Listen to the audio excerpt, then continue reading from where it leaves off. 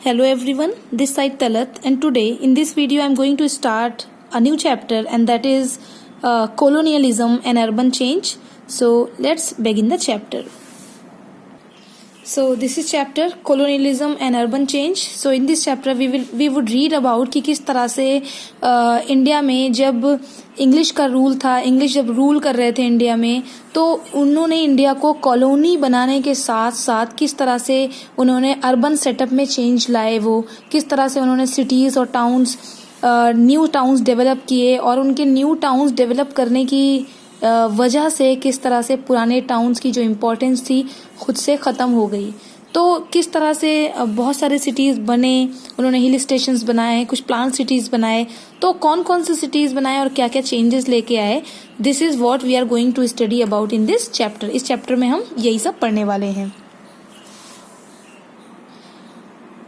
हमने चैप्टर 3 में ऑलरेडी पढ़ा कि किस तरह से ब्रिटिश पूरे कंट्री में किस तरह के चेंजेस लाए थे, कैसे उन्होंने राजाओं को, महाराजाओं को, नवाब को उनकी जगह से हटाया, उन्होंने ऑफिसर्स उस जगह अपॉइंट किए, और किस तरह से उन्होंने टैक्स सिस्टम को स्टार्ट किया, और वो उन्होंने क्या क्या चेंजेस किए। हमने चैप्टर 3 में सारी चीज़ें पढ़ी हुई हैं। तो ये सब चीज़ें हुई, उसके साथ साथ जितने भी टाउन्स और जो सिटीज़ थे उनमें भी चेंजेस आए। जितने पुराने टाउन्स थे, ओल्ड टाउन्स थे, उनकी पुरानी इंपॉर्टेंस जो थी वो ख़त्म हो चुकी थी, और जो न्यू टाउन्स थे जो ब्रिटिश ने सेटअप किए, ब्रिटिश ने जो स्टार्ट किए, वो डेवलप हुए। तो इस सारी चीज़ों के बारे में हम इन सारे चेंजेस को स्टडी करेंगे, और इस तरह से हम देखेंगे कि किस तरह उन्होंने इंडिया के अर्बन लैंडस्केप में चेंज किया, क्या चीज़ें उन्होंने न्यू की। So under this first topic is deurbanisation. कि डीअर्बनाइजेशन इंडिया में लेट 18th और 19th सेंचुरी में जब इंग्लैंड में इंडस्ट्रियल रेवोल्यूशन स्टार्ट हुआ, तो जब इंडस्ट्रियल रेवोल्यूशन स्टार्ट हुआ तो वहाँ पर बहुत सारे इंडस्ट्रियल सिटीज़ डेवलप हुए।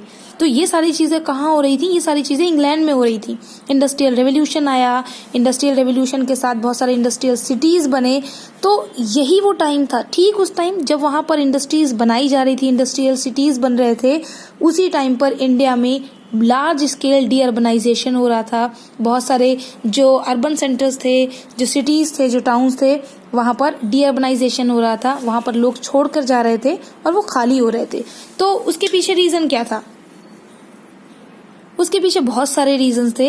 अकॉर्डिंगली हम आगे इन टॉपिक्स में पढ़ेंगे कि उसके पीछे क्या रीजंस थे। Towns that were flourishing earlier lost their importance, और वो टाउन्स जो पहले फ्लोरिशिंग टाउन्स माने जाते थे, वो टाउन्स अपनी इंपॉर्टेंस ख़त्म हो चुकी थी, वो टाउन्स अपनी इंपॉर्टेंस खो चुके थे। तो इसके पीछे क्या रीजंस थे कि न्यू टाउन्स बने, पुराने टाउन्स की इंपॉर्टेंस ख़त्म हो गई, डीअर्बनाइजेशन लार्ज स्केल पर हुआ। तो बहुत सारे रीजंस इसके लिए रिस्पॉन्सिबल थे। कुछ रीजंस हम इसमें से पढ़ते हैं। तो सबसे पहले रीज़न ये था कि ब्रिटिश ने इंडिया को कॉलोनी में टर्न कर दिया था।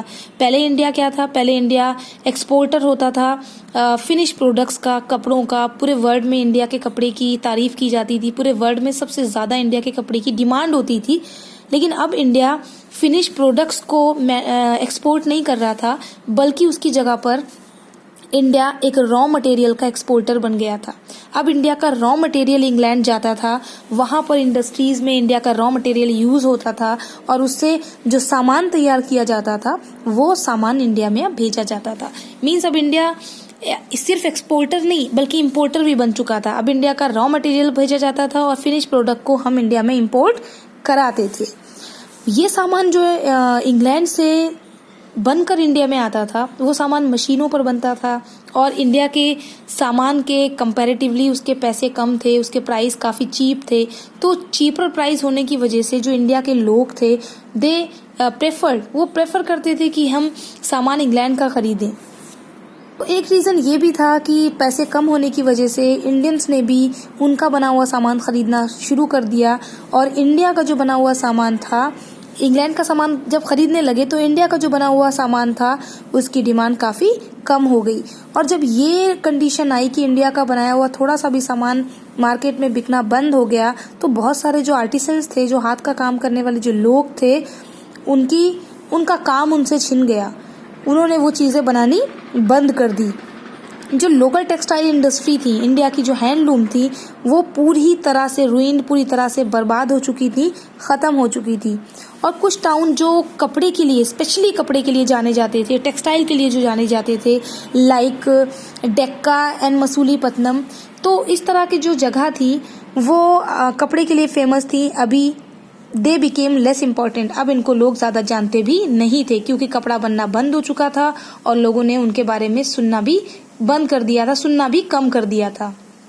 क्योंकि जब जिस चीज़ के लिए अगर कोई जगह जानी जाती है वो चीज़ ही बंद हो जाए तो ऑब्वियसली उस जगह की इम्पोर्टेंस भी कम हो जाती है। तो ठीक डेक्का और मुर्शिदाबाद के साथ भी यही हुआ, इनके कपड़ों की डिमांड कम हुई तो इनकी इम्पोर्टेंस अपने आप कम हो गई। नेक्स्ट रीज़न वाज, जब ब्रिटिश ने इंडिया के बड़े पार्ट्स को अपने कंट्रोल में लिया, बड़ी टेरिटरीज को, ऑलमोस्ट सारी टेरिटरीज को जब उन्होंने अपने कंट्रोल में लिया, तो जितने भी वहाँ के नेटिव रूलर्स थे वो उन नेटिव रूलर्स को हटा दिया गया।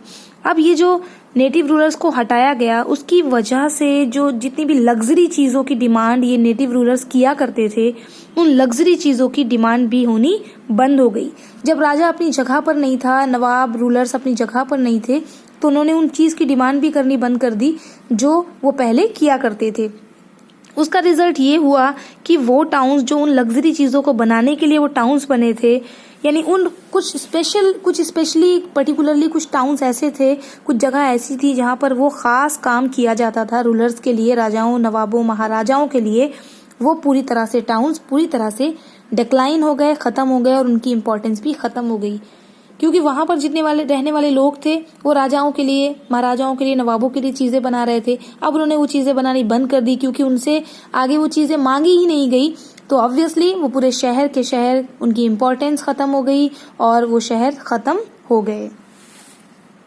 हमने चैप्टर 2 में पढ़ा था कि इंग्लिश ने बंगाल, बॉम्बे, मद्रास, इन तीनों को अपनी प्रेसिडेंसीज बनाया था, और ये जो तीनों प्रेसिडेंसीज थी ये पॉलिटिकल पावर का भी इम्पोर्टेंट सेंटर हुआ करती थी, मींस एडमिनिस्ट्रेशन का भी एक सेंटर हुआ करती थी।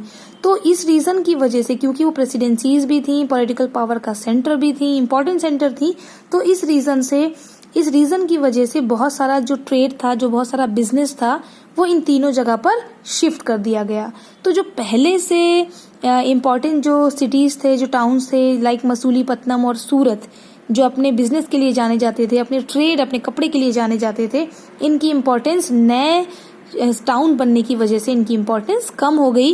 क्योंकि अब मद्रास, बंगाल और बॉम्बे को लोग जानने लगे, तो सूरत, मसूलीपट्टनम की इम्पोर्टेंस अपने आप धीरे धीरे कम हो गई।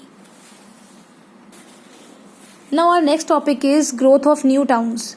तो किस तरह से न्यू टाउन्स की ग्रोथ हुई। जब पुराने टाउन्स की इम्पोर्टेंस कम हो रही थी, पुराने टाउन्स ख़त्म हो रहे थे, तो उसी टाइम पर कुछ न्यू अर्बन सेंटर्स बन रहे थे, कुछ नए टाउन्स बन रहे थे। लेकिन ये जितने भी न्यू अर्बन सेंटर्स बने, ये कोई इंडस्ट्रियल सेंटर्स नहीं थे।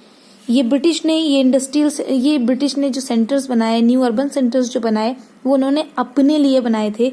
जिस तरह से कोई शहर उनको जिस तरह से सूट करता था, उसी के अकॉर्डिंगली वो नए शहर को बनाते थे, उसकी इम्पोर्टेंस अपने आप बढ़ जाती थी। तो देखते हैं कि किस तरह के अर्बन सेंटर्स उन्होंने बनाए, types of urban centres.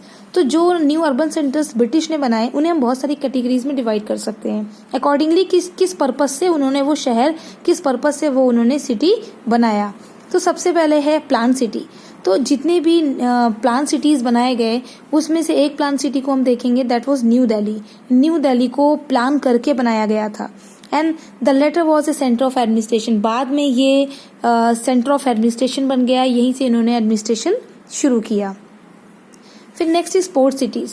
Port cities like Calcutta, Bombay and Madras, ये पोर्ट सिटीज़ हैं। तो ये पोर्ट सिटीज़ हैं, तो ये इन्होंने इनके बिजनेस में, इनके ट्रेड में एक इम्पॉर्टेंट रोल प्ले किया। जितना भी इंडिया का रॉ मटेरियल था, वो सारा रॉ मटेरियल शिप के थ्रू, शिप पर लोड होकर उनके कंट्री तक जाता था, और फिर वहाँ सामान बनाया जाता था। सामान बनाने के बाद शिप पर फिर लोडिंग के बाद वो इन्हीं पोर्ट सिटीज़ पर अनलोड किया जाता था, इन्हीं पोर्ट सिटीज़ पर पहुँचाया जाता था। फिर वहाँ से इन पोर्ट सिटीज़ के through like Calcutta, Bombay and Madras, यहाँ से ये सारा सामान जो था वो पूरे इंडिया में डिस्ट्रीब्यूट किया जाता था। तो अगर आप इस पॉइंट ऑफ व्यू को देखें, तो पोर्ट होने की वजह से ये जितने भी पोर्ट सिटीज़ थे, ये इम्पॉर्टेंट हो गए इनके टाइम में। नेक्स्ट इज ब्रिटिश जहाँ के थे, जो इंग्लैंड जो जगह है वहाँ का क्लाइमेट जिस तरह का है, वो जो लोग थे उन्हें यहाँ का क्लाइमेट सूट नहीं कर रहा था। तो यहाँ गर्मी से, धूल से बचने के लिए इन्होंने हिल स्टेशंस को सेटअप किया, यानी हिल स्टेशंस इनकी वजह से फेमस हुए। तो इन्होंने शिमला, ऊटी, दार्जिलिंग इनके टाइम में काफ़ी पॉपुलर हुआ। इनफैक्ट अगर आप देखें 1864 से 1939 तक शिमला इनकी समर कैपिटल थी। मीन्स जब कभी भी समर आता था, मौसम समर यानी गर्मियों का मौसम जब आता था, तो ये अपनी जो कैपिटल थी इसे शिमला शिफ्ट करते थे। यानी सारा काम गर्मियों के टाइम पे इनका सारा काम शिमला से किया जाता था। बाकी जब मौसम ठीक हो जाता था, नॉर्मल हो जाता था, धूल, धूप या गर्मी इस तरह से चीज़ें जब नहीं होती थी, तो ये सारा काम अपना मेन कैपिटल से करते थे, दिल्ली से करते थे। जब भी कभी गर्मी का टाइम आता था तो ये अपना सारा काम शिमला से किया करते थे। तो इस तरह से अपनी कन्वीनियंस के अकॉर्डिंगली इन्होंने हिल स्टेशंस को सेटअप किया।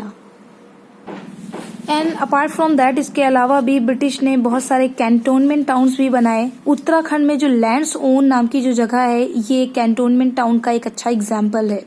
तो जितने भी कैंटोनमेंट्स इन्होंने बनाए, ये यूरोपियन प्लान के साथ इन्होंने बनाए, यानी इनके कंट्रीज में जिस तरह के सिटीज़ हैं, कैंटोनमेंट टाउन्स हैं, उस तरह से उन्होंने यहाँ पर भी बनाए।